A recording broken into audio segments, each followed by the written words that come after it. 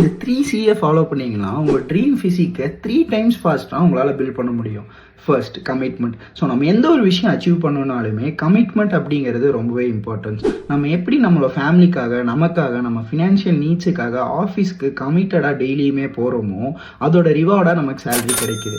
So அதே மாதிரி நம்மளோட ட்ரீம் ஃபிசிக்கு வந்துட்டு நம்ம proper diet, proper sleep, proper work out and proper nutrition கொடுத்தா மட்டும்தான் நமக்கு ஒரு ட்ரீம் ஃபிசிக் பில்ட் ஆகும். ஸோ இதை மைண்டில் வச்சுக்கோங்க. Second, calories. இவன் என்னடா சில்லியாக வந்துட்டு இதில் கெலோரிஸ் பற்றி பேசுகிறானே நினைக்காதீங்க.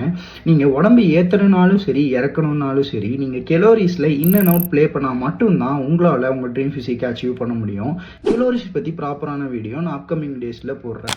Third, consistency. நமக்கு எப்படி கமிட்மெண்ட் ரொம்ப முக்கியமோ அதே மாதிரி கன்சிஸ்டன்சியும் இங்கே ரொம்ப முக்கியம். எந்த ஒரு விஷயத்தை நம்ம கன்சிஸ்டண்ட்டாக பண்ணாலும் அதுக்கான ரிவார்ட்ஸ் நமக்கு கண்டிப்பாக கிடைக்கும். உசைன் போல்ட் 2009 9.58 செகண்ட்ஸில் அவர் 100 மீட்டர் வேர்ல்டு ரெக்கார்டு